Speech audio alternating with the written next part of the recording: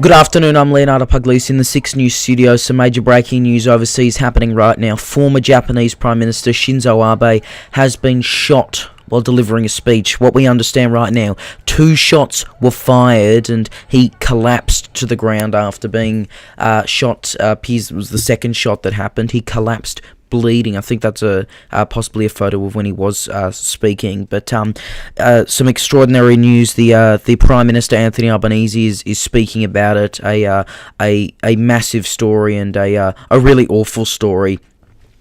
With this happening only in the last hour or so, we've had this news come in and we're seeing more developments come in. Now, we don't know exactly his condition, but from what we understand, it is not good. What we're hearing right now from a number of sources, including NHK News, they say that Shinzo Abe does not appear to have any signs of life. Now, the current Japanese Prime Minister will be speaking to the media soon. NHK, citing a government source, says Shinzo Abe is in a very bad condition and is not responding. He was shot in the back with a shotgun while speaking. A man has now been arrested, a 41 or 42-year-old man arrested for attempted murder, according to NHK. Abe gravely injured. There were some reports he was shot in the chest, but we are hearing now it appears he was shot in the back.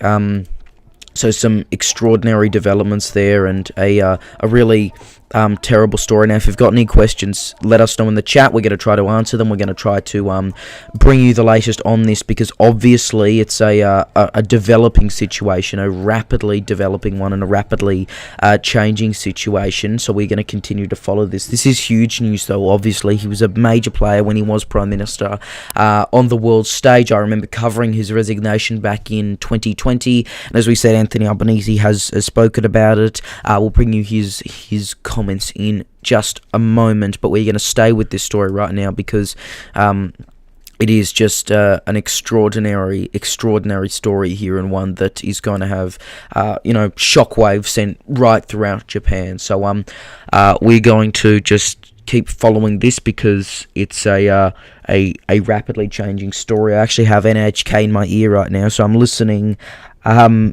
to overseas news coverage right now as we bring you these developments. Obviously still a lot unconfirmed. What we're going to do, we are going to bring you the facts here. We are not going to speculate. We are going to bring you what we know, what is confirmed, and what we can accurately say is happening here. So some extraordinary an extraordinary situation, I should say, here. Again, let us know your or if you've got any comments, put them in the chat. We are going to answer them. We're going to do our best to answer those, but obviously there is still not much that we know. There is video going around at the moment. We were shot. We have some video. It's not graphic. There is some video on our Twitter account at 6NewsAU. We are not showing it here, but it is on Twitter right now. It's not graphic. However, viewer discretion is obviously strongly advised. Watch at your own discretion there, because you can hear a shot ring out. The camera kind of moves down, and this is seen in a lot of footage, but then another shot comes out, and you see a man, according to NHK, he apparently dropped the gun and was just apprehended by what they call a secret service there, which is quite extraordinary. Shinzo Abe, of course, was the Prime Minister until 2020. He was reportedly speaking at a rally or a campaign event for a candidate, because they've got, from what I've heard, upper house elections on Sunday, which is obviously fairly close. So a bit of a rally there. He obviously still is a huge figure despite not being the Prime Minister anymore. As I said, he left that position in 2020. I think it was maybe mid-2020, and I was covering it back then. I believe it was due to health then, but look, this is obviously just horrific. We're hearing he is in cardiac arrest and is receiving CPR. Suspect arrested last Leahy. Yes, a 41 or 42-year-old man, we don't know exactly yet, has been arrested on suspicion of murder, according to NHK, but he was apprehended immediately, has been arrested. So we want to make that very clear here. So, as I said, quite an extraordinary situation here. Again, please leave your comments in the chat. This happened in, I think it was Western Japan, off memory, but I'll verify that to you. Now, the current Prime Minister is set to address the media shortly. Apparently, he's flying back to Japan via helicopter to make that statement. And we're hearing that there's been condemnation from all Japanese political parties about this. Malcolm Turnbull, our former Prime Minister, and Anthony Albanese, obviously our current Prime Minister, both speaking about that. Their statements coming up in just a moment. But we will continue to follow this, because there's just so much. Nara, thank you. There's just so much that we don't know yet, and we are really not sure. Now, local officials from the party, I think it's the LDP, are set to speak shortly. We'll bring you some of what they say. That's according to excuse me, NHK, who we are monitoring, and many world media we are monitoring NHK purely because they're a very well-known English language news station there. City of Nara, thank you very much. But yeah, quite an extraordinary situation there, and there's still so much that we don't know. And you're seeing that video there of the chaos following it. A suspect apprehended. You don't see the moment he's shot in this video, might I add. But it's just quite an terrible situation all around. So we're going to continue to monitor this. Just give us a moment. We'll take a quick break as we just wrap up some developments. But stay with this stream. Back in a sec.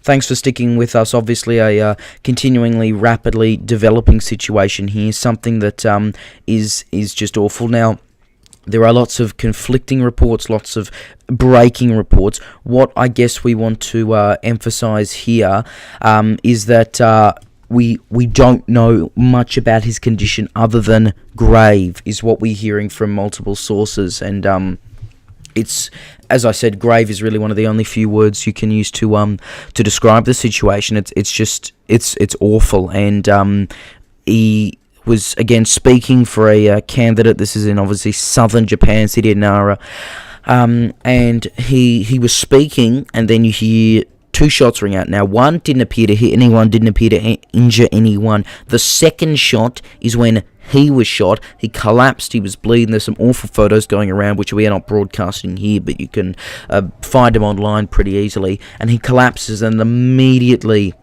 you have a suspect apprehended. So look, we're going to just keep monitoring this situation right now. We're hoping to bring in someone soon. But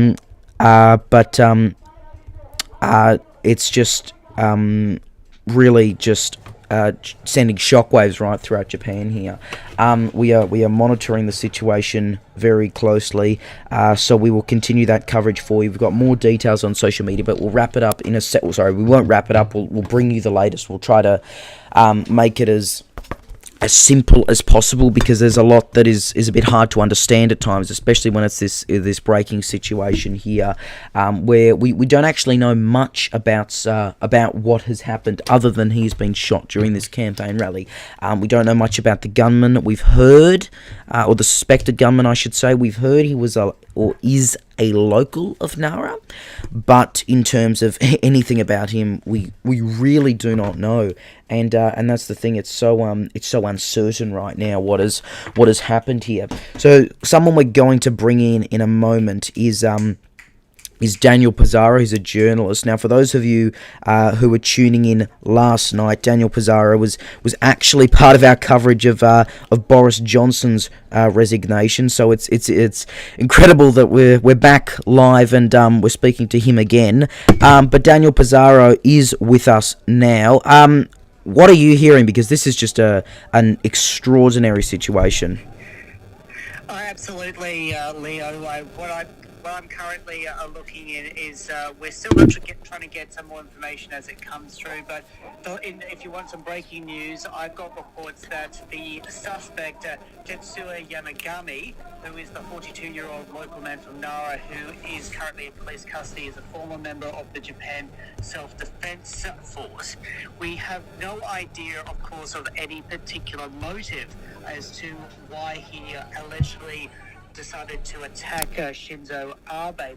We believe that the gun that he used to fire the two shots towards Mr. Abe, with the second one hitting him, was handmade.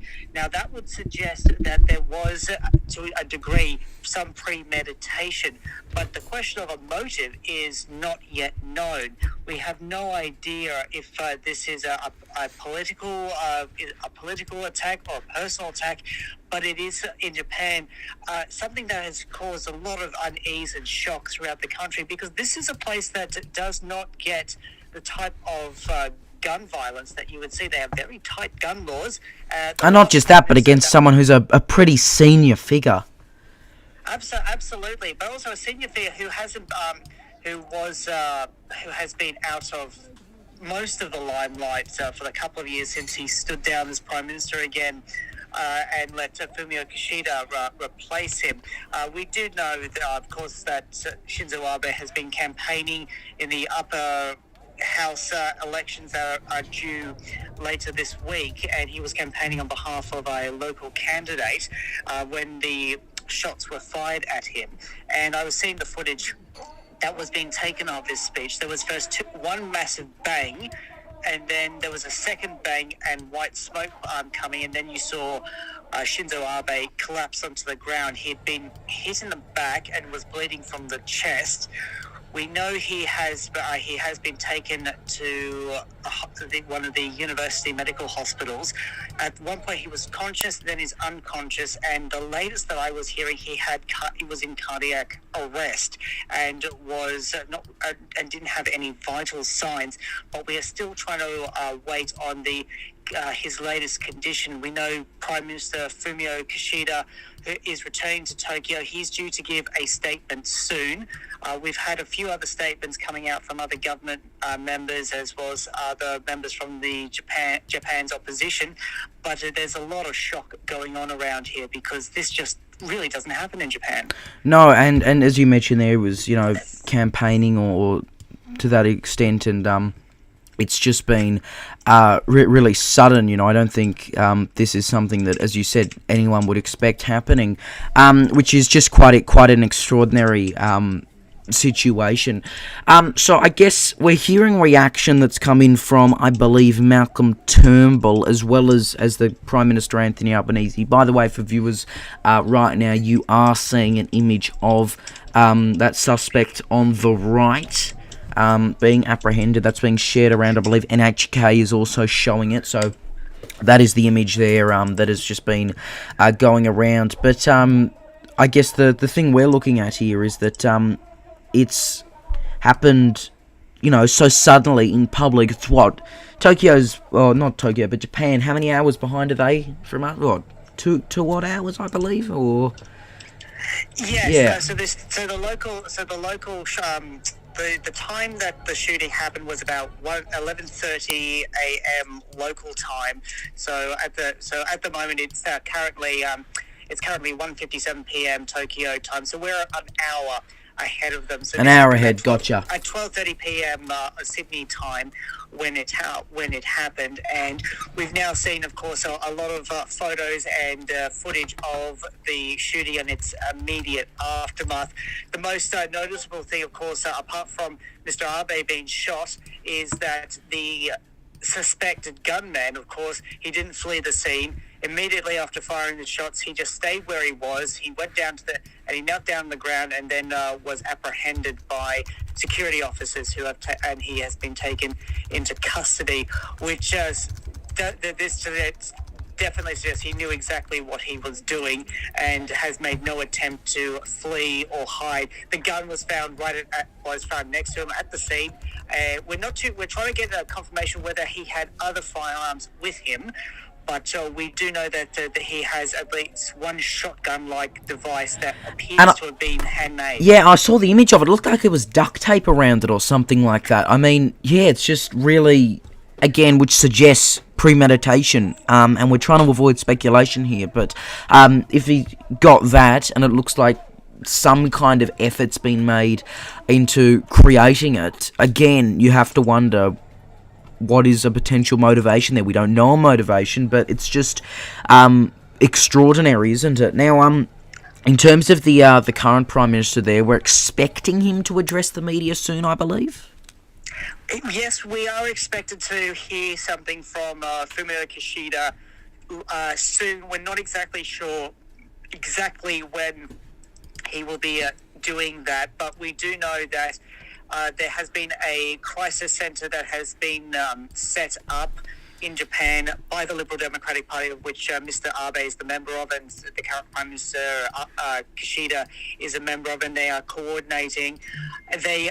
All the cabinet ministers are returning to Tokyo, and a number of candidates who have been campaigning have suspended their campaign today. I was about to ask, what's this going to have in terms of the election that's supposed to be happening on Sunday? I mean, I imagine we could even be talking about a possible delaying of it. I mean, just 2 days after, you have to wonder.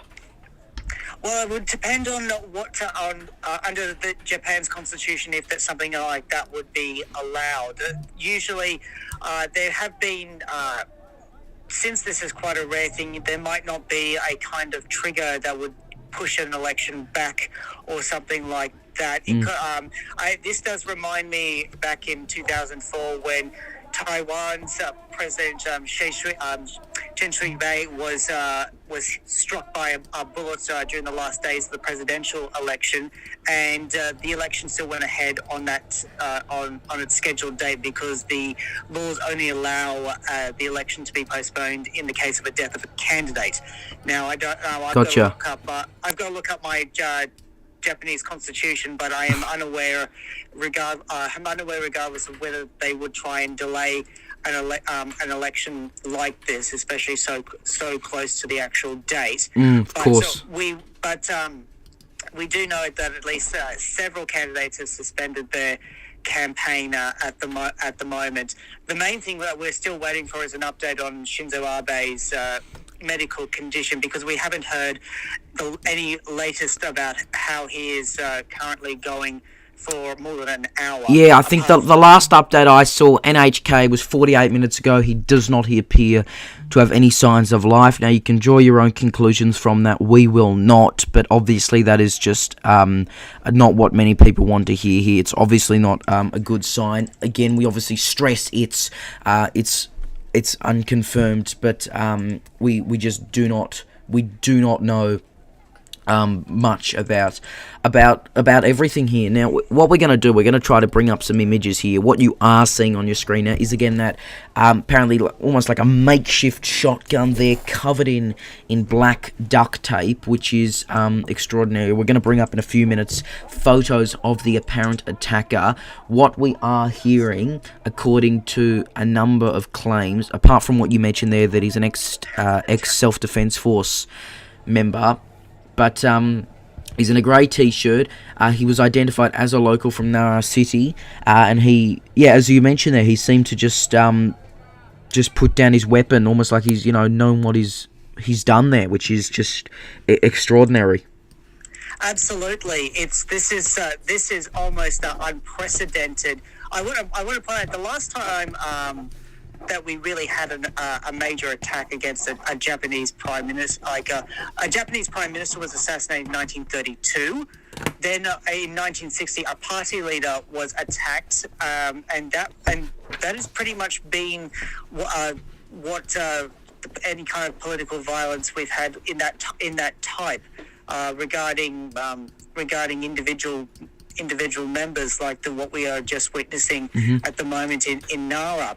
And at the moment we've been getting still a lot more information about what's currently going on at the site of the shooting, and there's still actually a lot of people. I've been looking at live footage of it.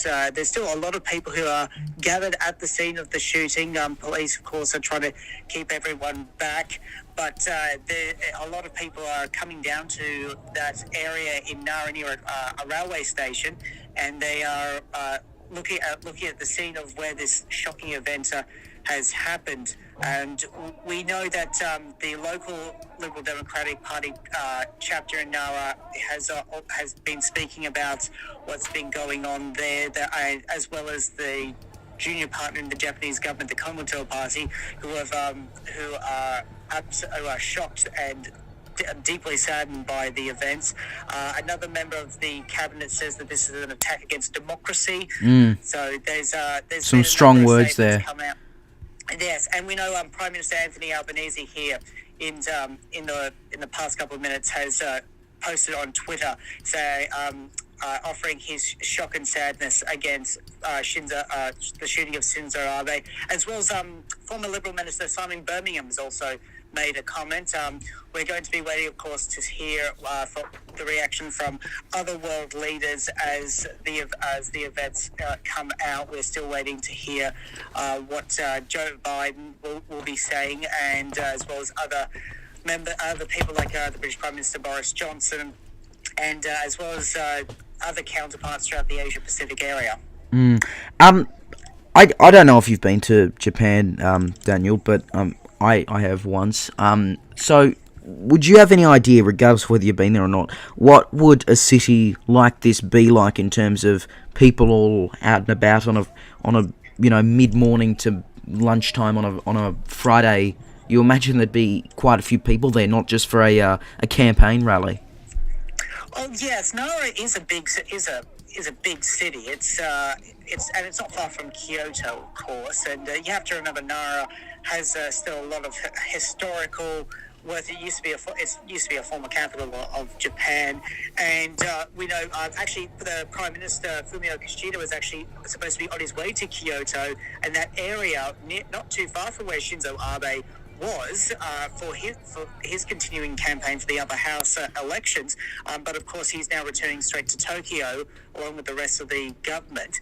Nara itself is it's a very bustling area full of history and culture. A lot of tourism going on to attract tourists of all kinds from across the world.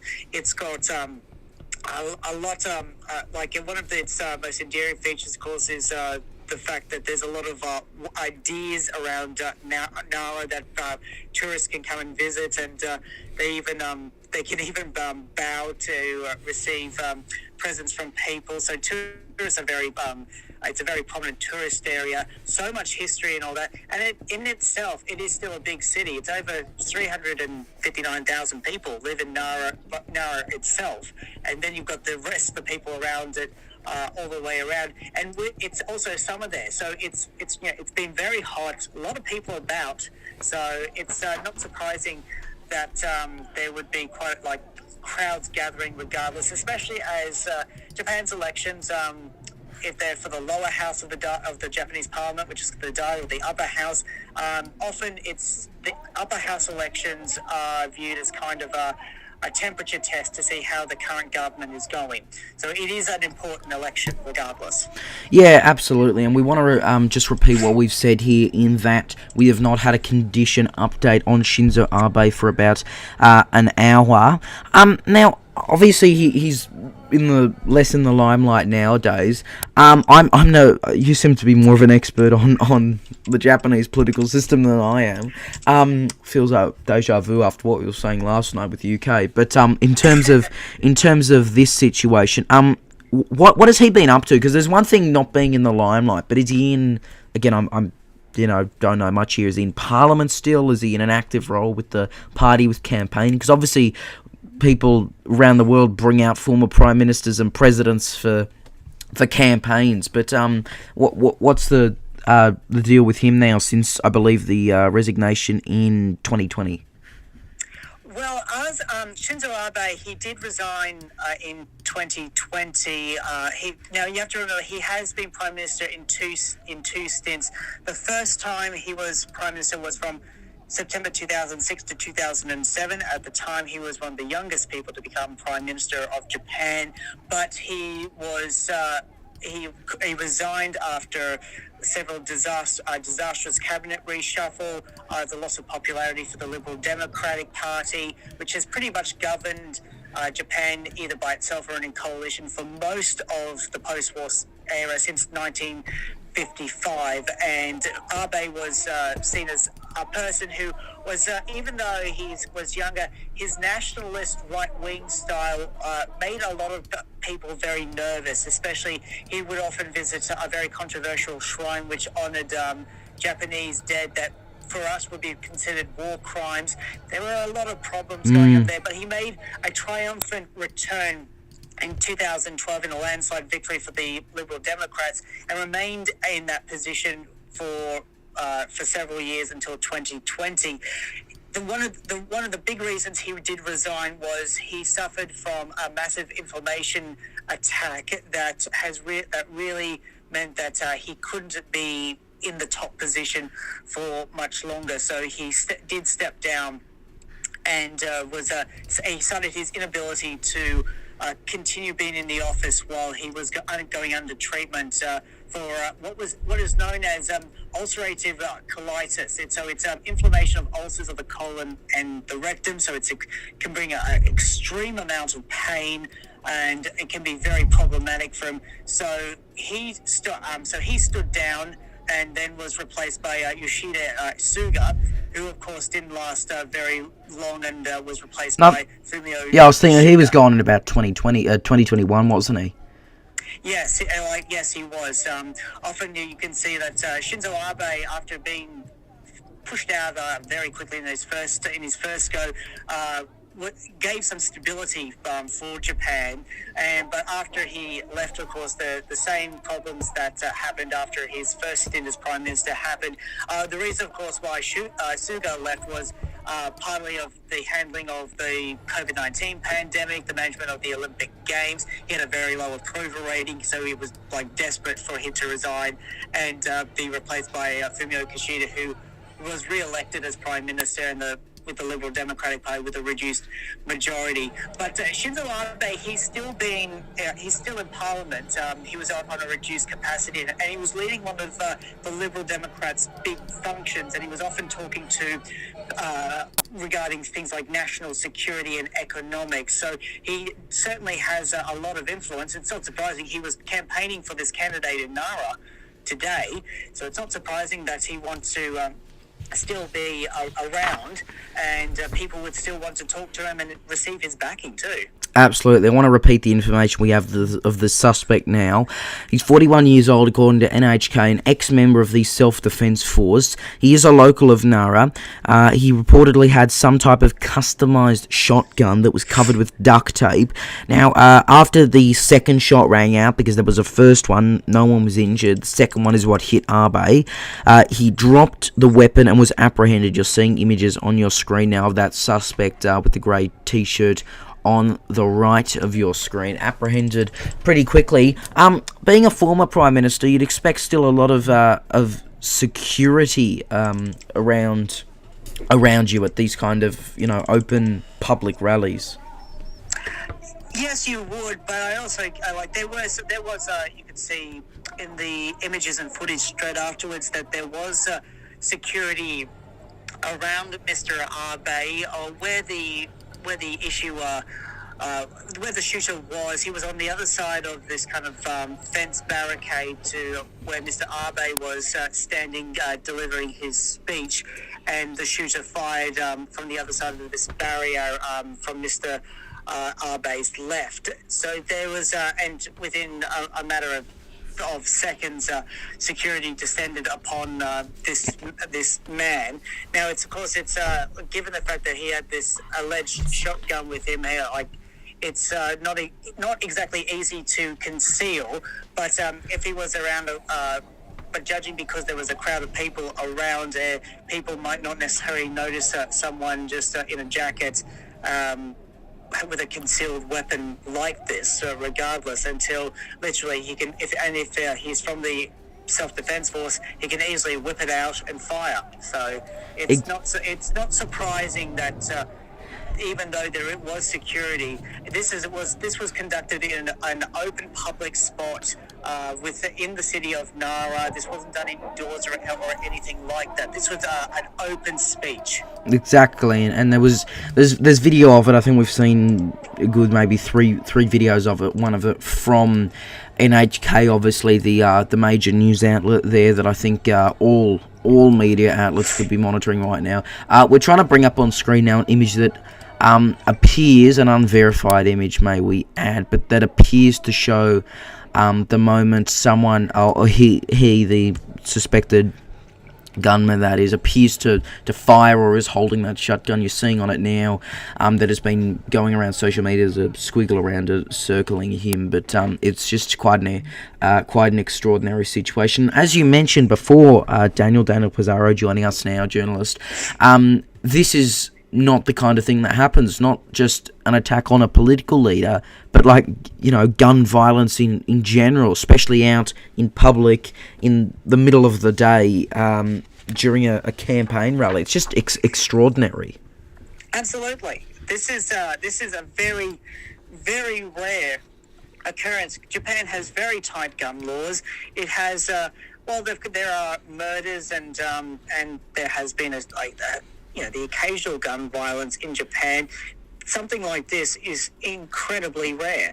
There is this uneasiness of why this is happening amongst Japanese residents today, who are in shock over what has happened.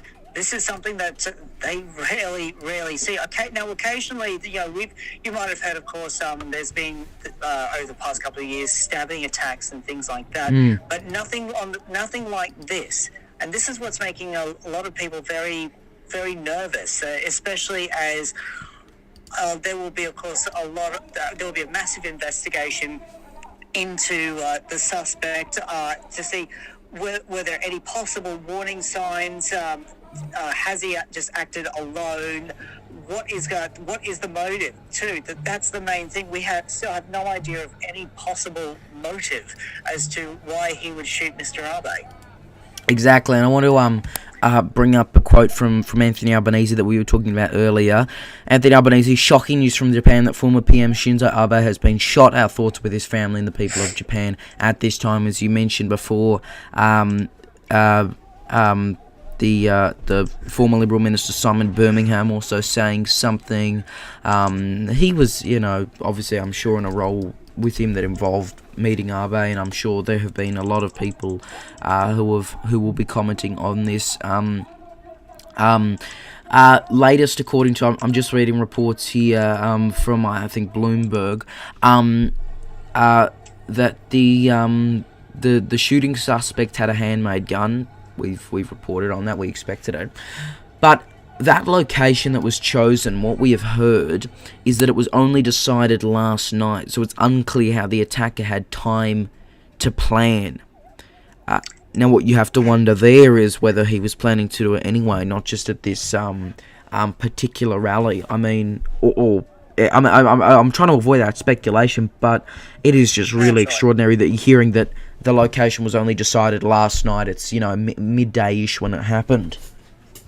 That's the thing. I've been looking to see if there's any type of how premeditated an attack like this was, or because at the we as you said, we've got to be careful about speculation.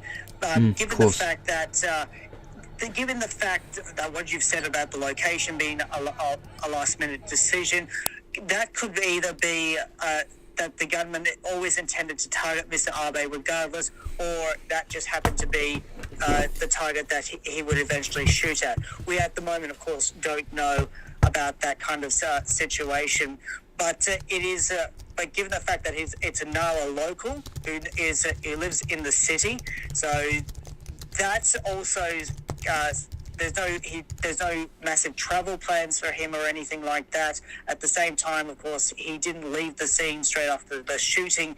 This suggests a mindset of someone who knew exactly what he was doing, and did so with without regard to anyone, and knew that what he would be doing would be shooting a former prime minister of Japan, and he wouldn't flee the scene.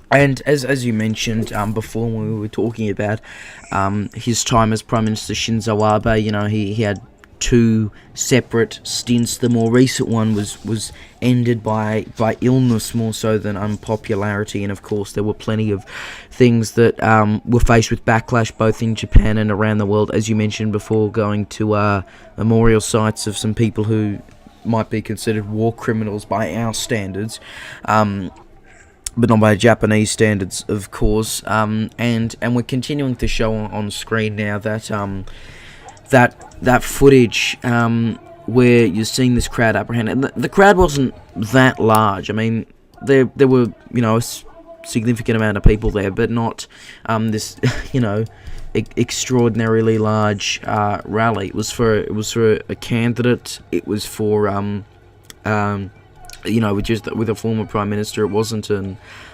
current prime minister. It wasn't the whole party rally here. So clearly he's gone out, this suspect, and he's just done it, and it's so brazen too.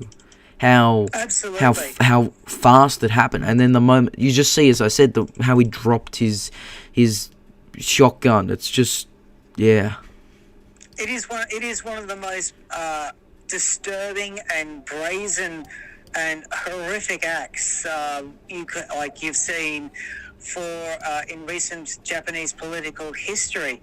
This is something that when you look, you've got a bit of there's areas where you've got you can see a bit of a crowd. I've been looking through some of the footage. You can see there's crowds mostly a bit further away towards the building on the other side of the street. So, and then you've got where Mr. Abe was standing on a soapbox with members of his entourage around. And you also got to remember that where Mr. Abe was shot, he was shot from the back. So people weren't noticing a man bringing out a shotgun-like weapon, and he couldn't have seen it, especially. Exactly. So the location of being deliberately shot from the back is a position where many people would not be noticing. Your eyes and focus will be on Shinzo Abe, not on what's happening behind him. That is one of the main things. So it's not surprising that you would not see a person with a shotgun-like weapon quickly bring it out, shoot 2 times, and then Mr. Abe being at the moment seriously injured. And this person isn't exactly someone you're seeing images on your screen now of the suspect. He's not someone who's standing out. He's got a mask on. He's got a grey T-shirt.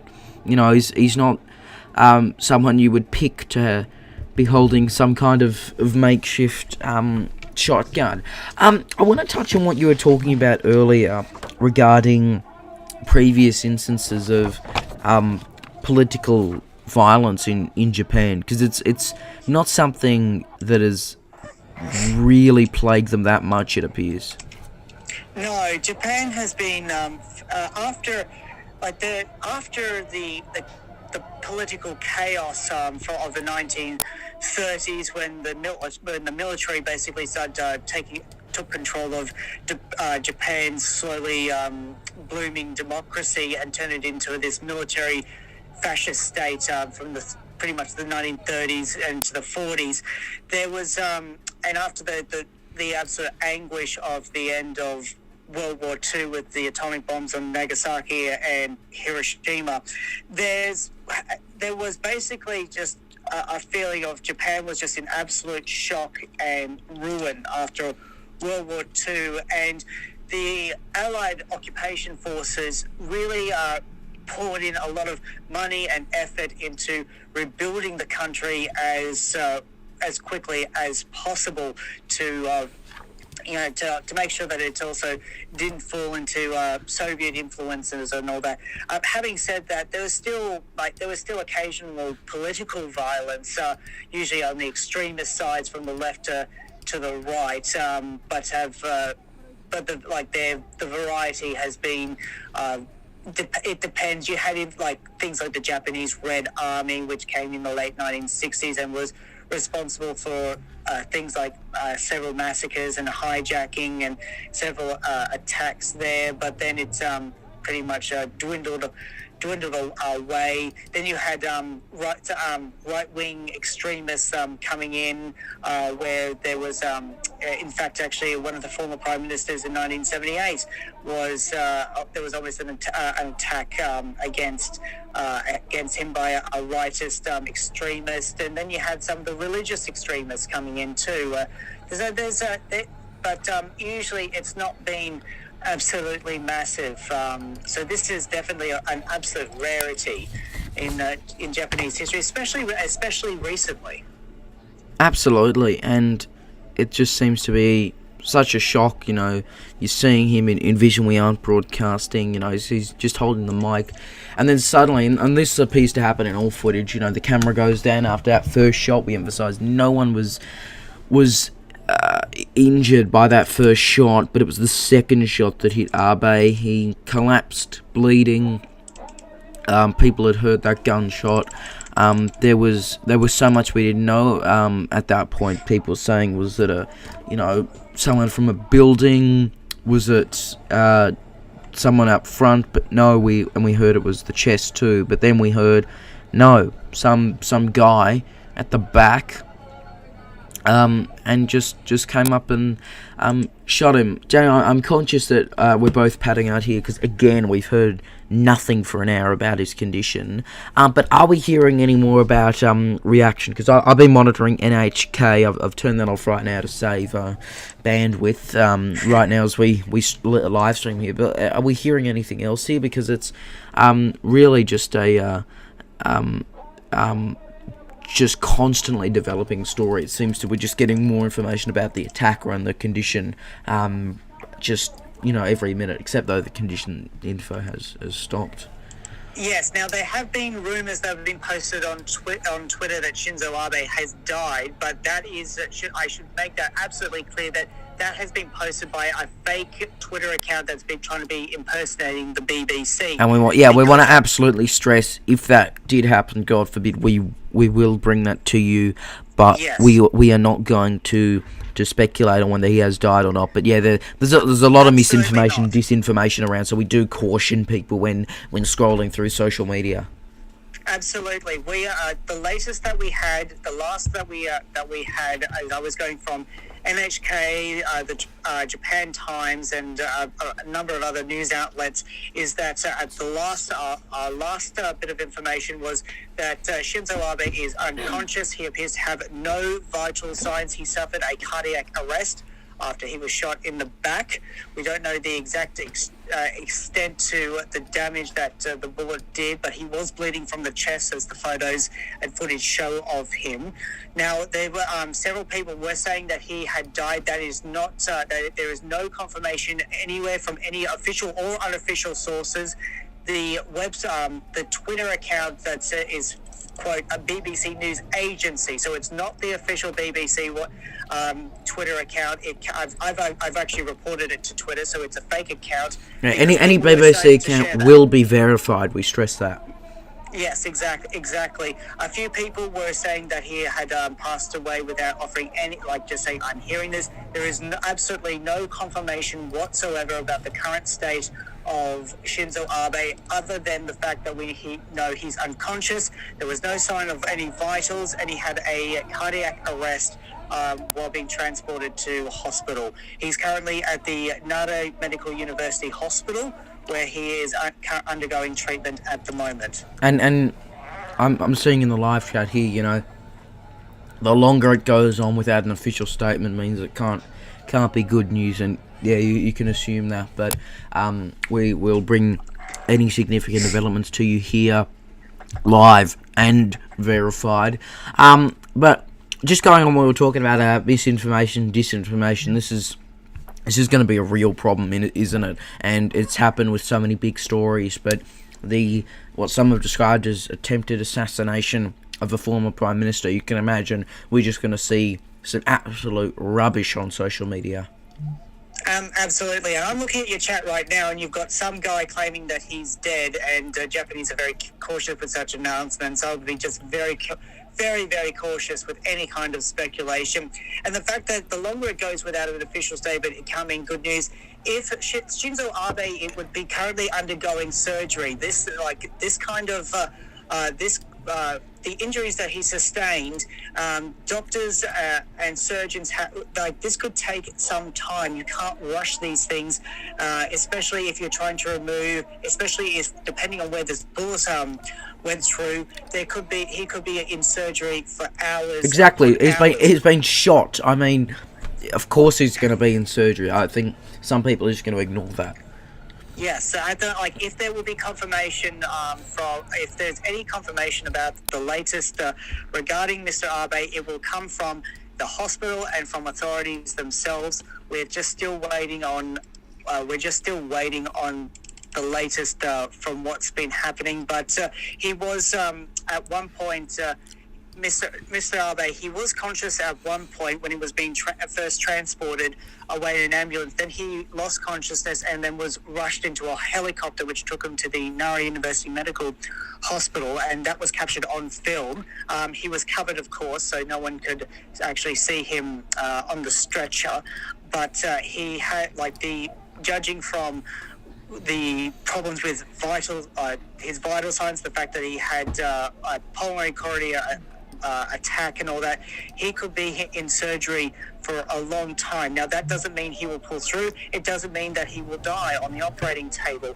The main thing is that surgeons could be working on him for hours, especially if they are trying to stabilize him and trying to bring his vitals up, because sometimes you can't necessarily undergo surgery if your vitals are so poor.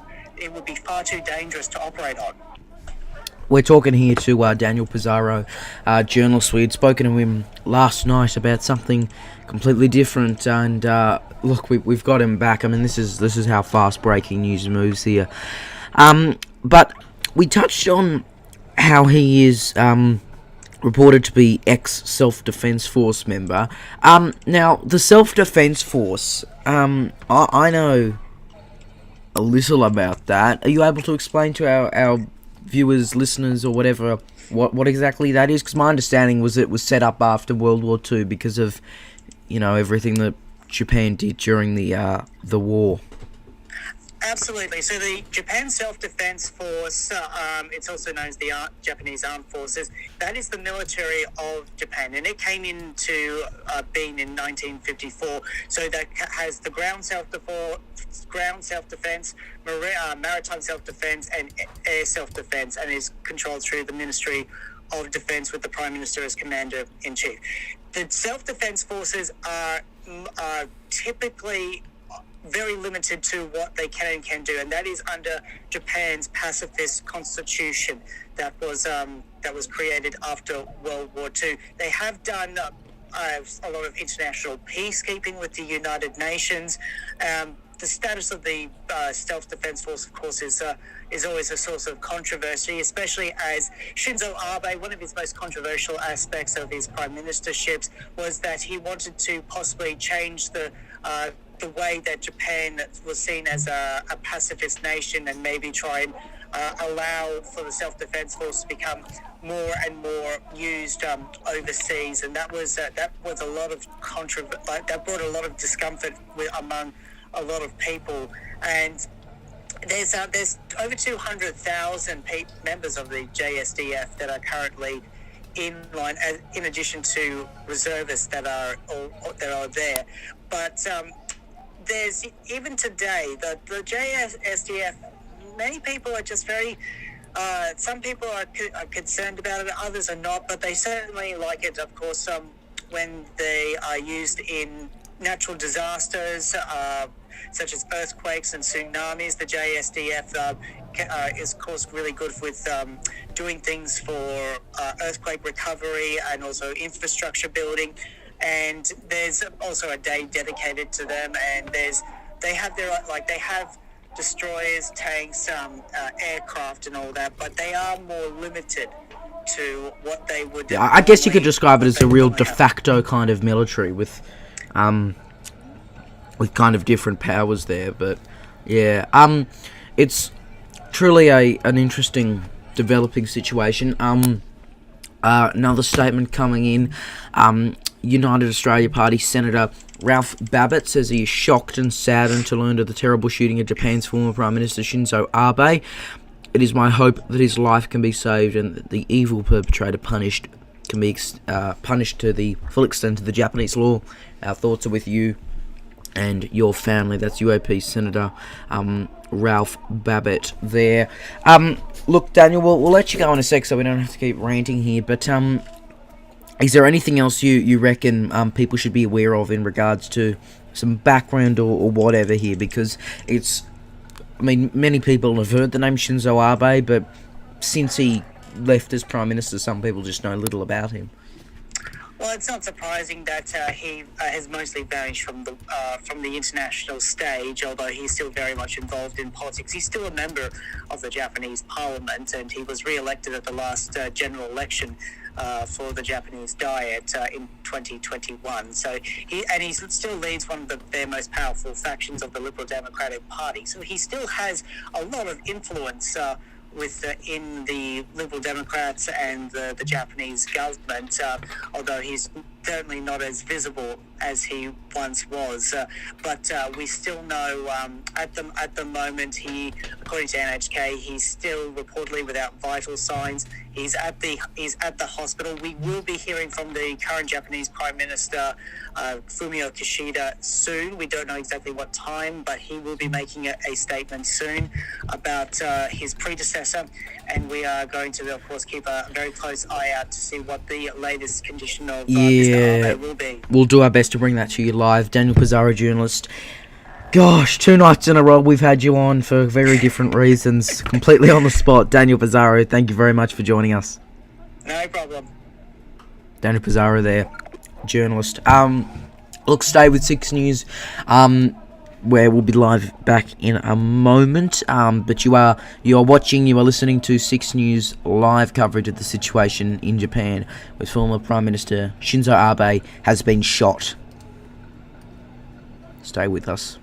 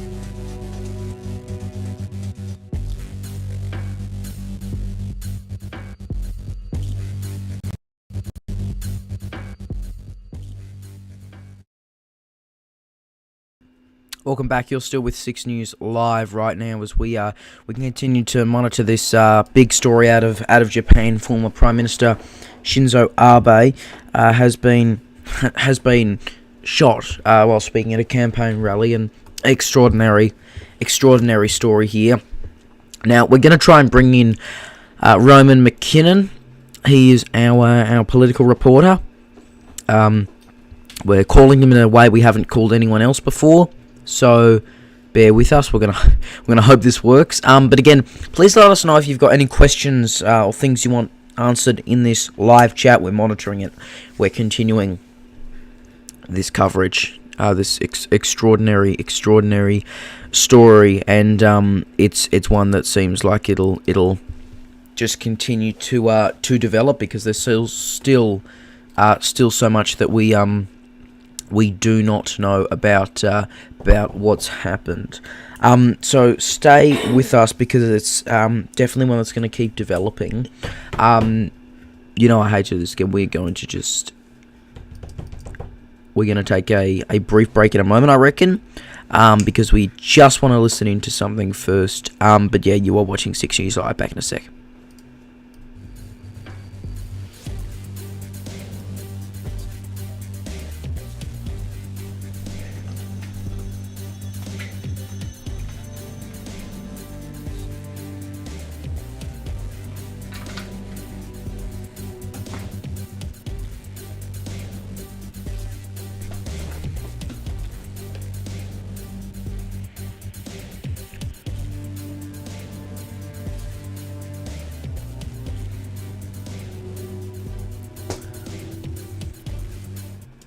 Yeah, we're back. That was quick.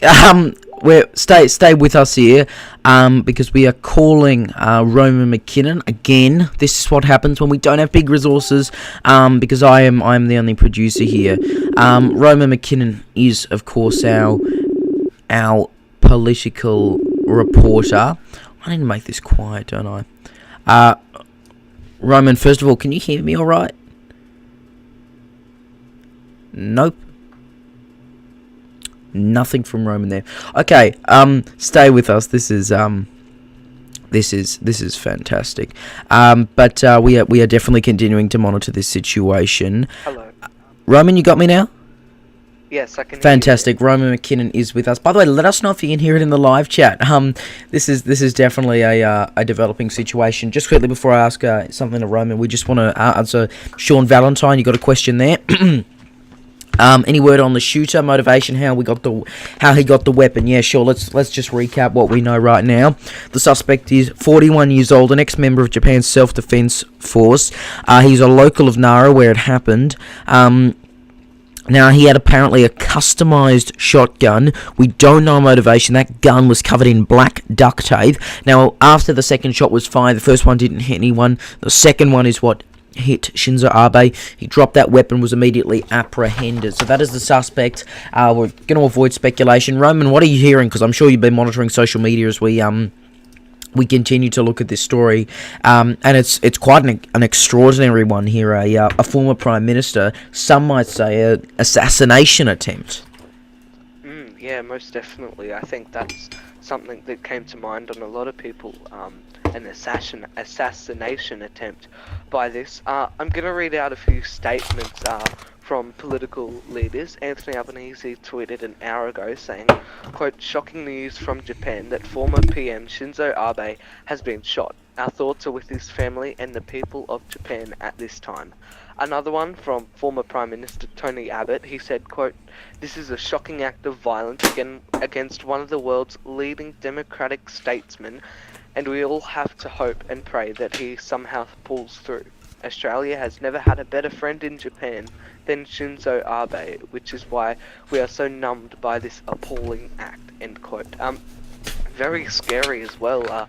No one was really expecting this, but some descriptions of the shooter there, as you just read out, but there hasn't really been a word on a possible motive yet. It's believed, he said 2 shots, and it was like a homemade sawed-off shotgun sort of thing. Now, Sarah Hussein, I'm sorry, I don't know how to pronounce that. No, She's go the on. deputy bureau chief for the AFP in Tokyo. She said, absolutely astonishing day here in Japan. About to hear from Prime Minister Fumio Kishida on the shooting of former Premier Shinzo Abe, who is reportedly showing no vital signs after being shot at a campaign event. Roman, I'll just cut you This off is there. I just want to update on his condition. We have now heard from the Japan Times. He suffered an injury to both the right side of his neck and is bleeding internally in the chest. That's reporting, citing the Fire and Disaster Management Agency. That is the first update we've had on his condition in quite a while. But yeah, please go on. So extremely scary times. I've been monitoring the situation for quite some time. So, some more things. So in the back, but I think it's like gone through to his chest with a shotgun. So it was at a campaign event in Nara City. So he was gravely injured and he had to receive CPR. So the gunman shot 2 shots. You said before, one missed, and then the second one hit him, and then the gunman watched Shinzo Abe fall to the ground, stood there, and then he was, of course, tackled and taken away by Shinzo Abe's staff and police people. So it is extremely scary. I've also got another one. Maurice Payne, who is a Liberal senator in New South Wales, said, quote, deeply distressed by the news of the attack on Shinzo Abe, a great friend and leader. My thoughts are with him and his family and the people of Japan. So this reaction is still flowing in immensely from out in Australia and across the world. And we just heard Japanese Prime Minister Fumio Kishida has landed in Tokyo. He was not there, and he's flown back via helicopter because of obviously this situation there. So that's what we've heard. Now we've also again just want to repeat some of the reaction here. The Japanese ambassador to Japan saying that we are all shocked to hear the news. Such an outrageous act should not be condoned. We are following the situation with great concern, and we are praying for him. He doesn't even have to say what it's about. We're all aware of it. So just extraordinary, really, and one that is going to continue to develop. I asked you this last night with some very different news, but is this something that most people are talking about? Like, if you scrolled through Twitter and looked at the trending section, is this what people are talking about right now? What's happening, number one, under the category World News, yep. Japan's former Prime Minister Shinzo Abe shot during campaign event, local media reports. It's the talk of the town, or talk of the world, really. Yeah. At this point, this is extremely scary. Also, I've got some new info. The last time a current or former Japanese Prime Minister was shot was 90 years ago. It's 90. Wow. 90 it's a measure of just how rare and shocking gun violence is in the country, where gun ownership is strictly controlled, not something like America or somewhere like that. Terrible. And in terms of the attacker, are we hearing anything about this? Because there are some extraordinary photos going around right now of him being tackled. Yeah, but of course at the same time there's, you can get all that disinformation. Which we have to be very careful of, yeah. Coming through, yeah. I think I've seen a few pictures of very scary scenes. Like, it's such a powerful photo, but in a bad way, like not in a good way. And what about, because there are I've seen at least 3, maybe 4 videos of the moment he was shot. Not graphic, might I add. There's no actual video on him. But those are going around too. What's the reaction been to those when you're actually seeing the moment it happened? At the very least, you're hearing the gunshot. Yeah, well, I've seen a lot of people. I haven't had to watch the video in volume yet. I haven't really had the chance to, but I will definitely take a look at that in a second. But there's online, replies to some things. People are really shocked, and no one was really expected this. No one can expect something like this. It's just so out of the blue here, and so rare, especially for for Japan. Yeah, and also there was a slight change about 10 minutes ago in his injury, how it's being described. So it's chest and neck vicinity, which that doesn't really sound too good. So No, well, we've heard the chest one, but adding neck too. I mean, for goodness sake, it just keeps seeming to get worse, his condition here, and we want to avoid any speculation. We're not going to draw conclusions, but please keep asking those questions in the chat here, because it's something that that needs to be continuously monitored. Now, you mentioned Anthony Albanese talking about it before. Can you just repeat what he was saying here? Because he certainly obviously is the Prime Minister. I don't think he's met Shinzo Abe, being the former Prime Minister and all, but I'm sure knows a lot about him. He said, quote, "Shocking news from Japan that former PM Shinzo Abe has been shot. Our thoughts are with his family and the people of Japan at this time. I believe I saw a picture earlier that Shinzo Abe, during his time as Prime Minister for Japan, he visited the Australian Parliament in 2014. So they were really tight-knit together, Australia and Japan, including, relationships, and it's very scary, especially for the people around, and no doubt in Japan, and really across the world." And we are just hearing, this is some significant breaking news. We've just heard from Japan's Prime Minister that Shinzo Abe is in a critical condition. That's according to the Japanese Prime Minister there, who's landed in Tokyo and is speaking there. So that is the first significant update that we have heard in a while, actually, and one that I'm sure, not a good development for Shinzo Abe, but a significant one nevertheless. What else are you seeing people talking about? Is there something people are looking at specifically? Because there's a lot happening here that I've seen discussed, but still so much that is unverified information. I think we're seeing a lot of sort of condolences and sort of like reactions as sort of those things, but it's extremely scary. The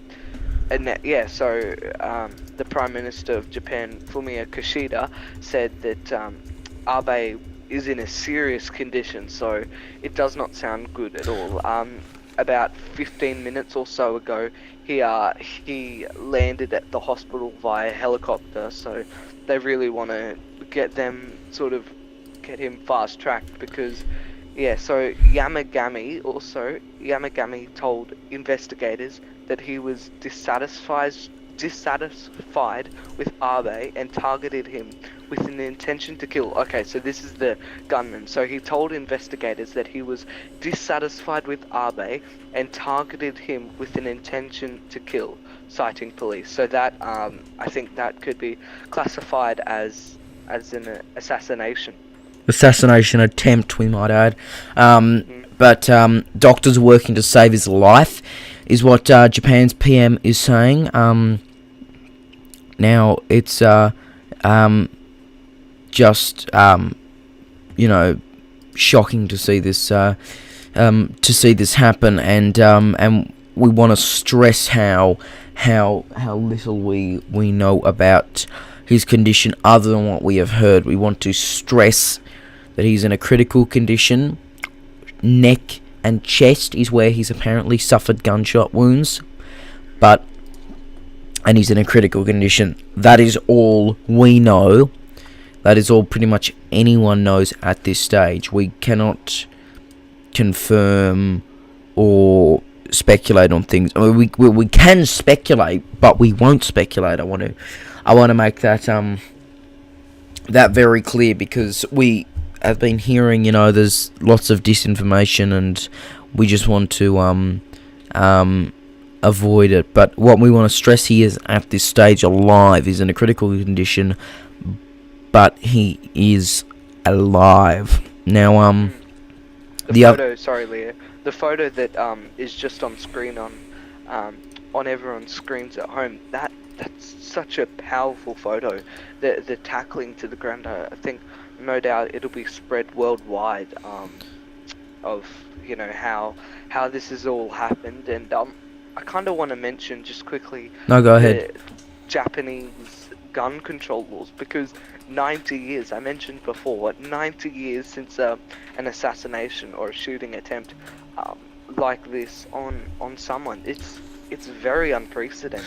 Especially, we've heard, and we were speaking to Dan Pizzara before, and there were stabbing attacks, but again, nothing like what we are hearing now. Sorry, you might be. I love this. Sorry, I had some feedback there, some audio feedback there. But it's just an extraordinary situation there. Apologies there. You may have heard some feedback there. Accidentally turned on the feed. Roman, do you mind just speaking to check we've still got you? Got you. Yes. Yep, gotcha. Yep. Coming through loud and clear. Okay, see, this is we want to remind you that we are the only people here. I'm also the one producing and also the one having to monitor all this. We're going to bring up a picture in a moment that we showed a bit earlier, but we want to show it again. It is the apparent weapon that was apparently used in this attack, and it's a pretty extraordinary thing when you look at it. It's a like a makeshift shotgun of sorts weapon. It's covered in duct tape, and it's been apparently used here. We're just showing another image in the meanwhile that's apparently showing when this shooting happened. But as you mentioned there, for it to be a like that, what we want to stress is from what we heard earlier, and you might have heard while watching the coverage, Roman, that it was the location for this speech was decided last night, so it's unclear how we could actually have this attack planned, and especially when it's this weapon, so you have to wonder whether they was planning to do it and it was just an opportunist. Again, we want to stress this suspect is a local of Nara in Japan, where this has all happened, so he's not exactly someone who's as I talked to Dan Pizzara before about, he's not someone who's had to come to the area. That is the image you're seeing on your screen now, this makeshift weapon, whatever it is, covered in black duct tape, trying to disguise it, which is just extraordinary, and these images are being spread all around social media, aren't they? Yeah, I think it's been a surge of all of this. I know it's really as I mentioned before, the talk of the world. This is very unprecedented. I'm just watching some videos now of the shooting, different angles and all of that. The gun was fired. Everyone sort of got out of the way. Yeah, I just saw the smoke push towards Shinzo Abe. Yeah, Roman, sorry, I was just going to say, we're seeing another image of that, probably a closer up image of that makeshift weapon, whatever it is, and I'm no gun expert, so I can't give you any description on what it's trying to be, but it's just extraordinary. And I was going to say, yeah, we there's lots of videos, and we've got one on social media. You can't actually see him getting shot in any of these videos for the sake of playing it safe here. We're not showing them on this broadcast, but you are seeing the aftermath come up in repeated images that we are showing you there, and you're seeing that now. You can see the aftermath there, and some video that's been going around of this shocking situation again. So look, we know a bit about what has happened. We don't know everything here, because the information we're getting is at times it's third, fourth hand, fifth hand even. You're hearing some sources be authorities, which have been cited by a Japanese news agency, cited by another news agency, cited by another news agency, and put onto social media. So quite an extraordinary situation there. Roman, hang tight. We're approaching 4 p.m. Eastern. That's 3 p.m. over in Tokyo as we continue our coverage here. We're going to take a brief break, but we will be back with more developments in a moment. Roman, stay on the line. We'll be back in a sec. You're watching 6 News live right here. I'm Leonardo Puglisi.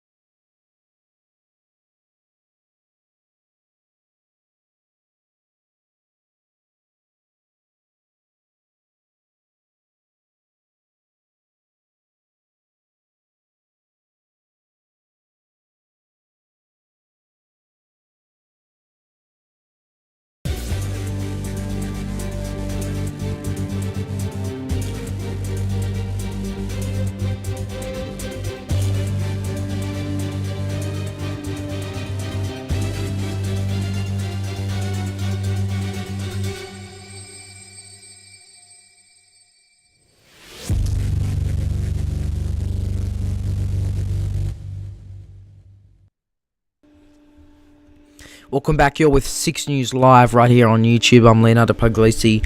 It's just past 4 p.m. Eastern, 3 p.m. in Tokyo. We want to recap that breaking news we've been bringing you all afternoon. Former Japanese Prime Minister Shinzo Abe has been shot while speaking at a rally for a candidate for Japan's upper house election on Sunday. What we know about the suspect, according to NHK World News, he's 41 years old, an ex-member of the Self-Defense Force, a local of Nara, where this attack has happened, with a customized shotgun that you've been seeing on screen, which was covered in duct tape. He dropped that weapon and was apprehended. 2 shots were fired, one appearing to miss people, and video showed that happen. The second one is what hit Abe. He's apparently got injuries to his neck and his chest. According to Japan's Prime Minister, who spoke just a couple of minutes ago, he's in a critical condition, some describing this as a grave condition. Political reporter Roman McKinnon, you still with us here?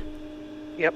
Great, fantastic. What are we hearing? It's been, a while since this first happened, but it is continuing to develop right now on social media and, of course, over in Japan, and also with this reaction here at home. So little over 2 hours ago or something that this event happened. It's very scary. I've been reading some replies. Very scared, very shocked, confused. A lot of that sort of reactions flowing in across the world, and you kind of have to think the last time a former Japanese Prime Minister was shot was 90 years ago. That's 90. It's really incredible. What, like 1930 or something was the last time in Japan. They are so strict on the matter. So you really have to wonder how did they allow this in? Was it the duct tape? Like what sort of happened? You know. Yeah, and this reaction is continuing to pour in. Obviously, a couple hours after we first heard he would be speaking to media, the Japanese Prime Minister saying he's in a critical condition. That's the most recent update we've had. Unfortunately, we haven't had too many, but we are going to continue to bring them to you. He says the doctors are doing everything they can, and is in a very grave condition after being shot at a campaign event. I mean, that's just extraordinary words. That's not something, many people want to hear. So we're really continuing to monitor this, and as you mentioned, it's still trending worldwide. You look at what's happening, and it's the top there, trending with Nara and of course Shinzo Abe. So look, we will keep following this story for you. What we are going to stress is that there's little we can verify at times, being all relayed information, and we are going to keep naming our sources for your sake and ours. But what we do want to confirm is critical condition. Any reports that he's dead that you have heard at this moment at 4:06 p.m. Eastern, any reports that he is dead are false. And Roman, I'm sure you'll be on the lookout for disinformation too. Most definitely, yeah. It's very scary what this situation has. I've just got a statement from the BBC, which was the Chief Cabinet Secretary, Hirokazu Matsuna. We can just go with descriptions if you want, not names. Look, it's all good. I've been to Japan. I unfortunately can't pronounce much, but no, please go on. Yeah, so the Chief Cabinet Secretary said this is such a barbaric act and it can never be tolerated in a statement. Also, he said, quote, "We strongly condemn it." This was, of course, in the response. Excuse me. All good. He told reporters, quote, "Whatever the reason, such a barbaric act can never be tolerated." He also said, quote, "The condition of former Prime Minister Abe is currently unknown." Not much info there, but it's extremely scary, and of course these statements are pouring in not only in our nation but across the world. Yeah. So look, it's really just continuing to play out here, and we've seen the video of the moment he was shot here, which we're not broadcasting for you, but you can clearly hear the gun. 2 gunshots ring out. The first one appearing to miss, although again we have heard there was some neck injury. It missed as far as we know, but it is the second one that has hit him here, and just shocking for many people that this has happened so randomly. I guess you could say it's not something anyone could expect. So Roman, what else in terms of, and I'm conscious here, not repeating myself here, but are there any specific things people are looking at? I imagine a lot of people would be trying to find info on the gunman. Yeah, so there's definitely a lot in the what's happening feed on Twitter about, gunman Shinzo Abe, that's trending, Nara as well. I was just going to mention, I was just tuning into the Japanese Prime Minister's press conference, of course via English translation during the break. but he sounded so broken. Of course, that's understandable, but you know, something like this hasn't really happened in what, 90 years, and you know, it would have been so frightening for everyone involved on the scene, and those, you know, the security personnel and really all Japanese ministers. Yeah, absolutely there, Roman. So we're going to continue monitoring this. Again, we encourage people, if you've got any questions, anything you want answered, let us know in the live chat. We are reading out those comments for you. Anything that you have to ask about there. I want to point a comment there. Kane and Carlos says could be covered in duct tape to disguise it and hold it together if it was homemade. Yeah, both are possible. Both possible at the same time. We don't know exactly the developments there, but this footage is continuing to come in. But the footage we're seeing of the moment he shot, it wasn't necessarily graphic, was it? But when you hear that second shot, it's still pretty, disturbing. You really know, like, it was very loud. It was extremely loud, that second shot, and you know, the sort of shock on that second shot, it's extremely frightening. Also, I have a statement from former Foreign Minister Julie Bishop Read that out. regarding Shinzo Abe. She said, quote, "This is a shocking event for Mr. Abe, his family, and the nation of Japan. Shinzo Abe is a towering figure in Japanese politics and globally. As Japan's longest-serving Prime Minister, he worked tirelessly to modernize his country's economy and build the capability of its defense forces. Health issues forced his first and second retirements, however, he remained enthusiastic and energetic throughout. Shinzo is a great friend of Australia and a regular visitor. I found him to be warm and charming, with a sparkling intellect that brought keen insights into the issues of our times. He was a shrewd tactician in domestic politics and in working with international partners on geostrategic issues. Recently, I interviewed him in my capacity as a Henry Kissinger Fellow at the McCain Institute for a research project on the great power competition in the Indo-Pacific. His insights and perspectives demonstrated his deep understanding of the motives, aims, and aspirations of the key players. On every occasion that I met with him, he spoke of his enthusiastic embrace of the new Combolo plan as a fine example of soft power diplomacy." Julie Bishop. There we go. Strong words there. We've also heard former Foreign Minister Maurice Payne also speaking about that too. So plenty of reaction there. Roman, we'll leave you there. Thank you very much, and we will continue to monitor this situation very closely. We're going to take a quick break now. After this break, we're going to be speaking to 6 News contributor Stuart Jeffrey about the current situation. We're going to speak to him in just a moment. Stay tuned. You're watching 6 News Live.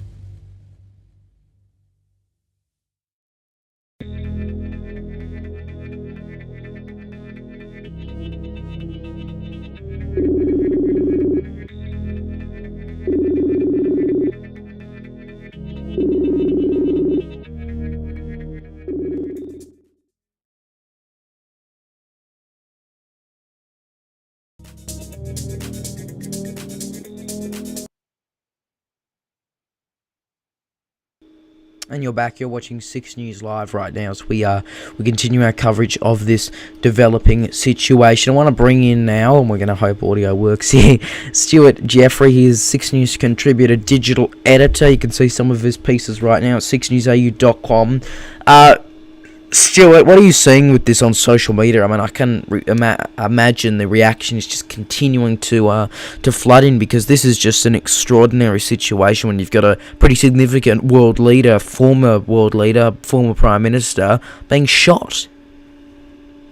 Hi, Leo. Thanks for having me on. Yeah, I think it's big for everyone. You know, he was loved by all people. Basically, he's the most popular prime minister they've had ever, longest serving. I'm pretty sure for the last few decades. So definitely, the entire world is shocked by this. He was probably one of Japan's greatest leaders ever, I'd say. Yeah, and obviously we're hearing so much reaction and also coverage from Australians as well. How important is Japan's relationship with Australia, regardless of Shinzo Abe or not? I mean, you hear about it all the time in so many different regards. I mean, of course, it has been dominated a lot by the implications of World War II, but in the last few decades, we've gotten on great with them, you know, lots of cultural exchange. I know many schools in Australia have exchange students come from Japan for a week or two to come and stay and visit. A lot of cultural exchange. They're also an important strategic ally as well, of course, with the rise of China as they are right now. Japan's become a very important economic and even a military partner to Australia and to the US as well, so they're definitely a major partner for us in the region. Yeah, and so when you hear that a former leader, someone who's obviously been there with so many things, has been shot, and you're seeing more vision right now on your screen of the continuing reaction, you know, it's just pretty shocking. Stay with us. I'm just gonna go over what we've heard in terms of some of the reaction coming in from world leaders. Boris Johnson, the outgoing UK Prime Minister, says he was appalled and saddened by the despicable attack. India's Prime Minister Modi has said he's deeply distressed by the attack, and Thailand's Prime Minister says he's very shocked. So really, not just Australia, but around the world, Japan is a huge player in global politics, especially, and this is, we remind you, a former leader, and he's still getting so much attention, so much worldwide recognition, and people do know that name. I would say maybe even more than their current Prime Minister. People know that name, Shinzo Abe. Yeah, I definitely said it. As I say, he's, you know, the most popular Prime Minister, longest serving, 2006, 2007 as Prime Minister, and again from 2012 to 2020. So that's a couple terms of US presidents that he's been Prime Minister for. So yeah, again, he is... Let alone how many Australian Prime Ministers is that? That's all of them except for Albo. That's every Prime Minister we've had since 2010 except Albo. He's been Prime Minister for. So yeah, definitely a major figure. And if it's 2006 to 2007, how you can chuck in Howard there too. True. Yeah. I was almost about to say, oh, hang on, 2011, Rudd was gone by then, but no. Remember, Rudd had a couple months where it was Rudd, those very weird couple months in 2013. But look, that's something we can discuss at a different time, because obviously there's still so much happening here now. Now you'd imagine there's a lot of security for them that we saw with the people being tackled. Could you ever imagine a former, let's use the US example, a former US president standing in the street campaigning for a couple 200 people, where someone can immediately stand behind him and has just walked up from the street? That doesn't seem like something that'll happen in many countries. Now, we do have the attempts on Reagan recently in the 1980s, but apart from that, the last time for a US president died would be JFK.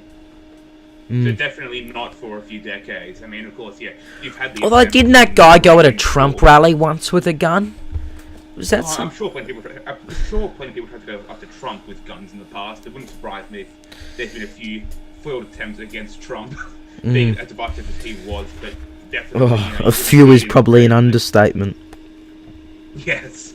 And the thing that really gets me is, Japan's had some of the strictest gun control in the entire world. Of course, they've always been anti-gun. You get back to the 1700s, the 1800s, they've always been anti-gun then.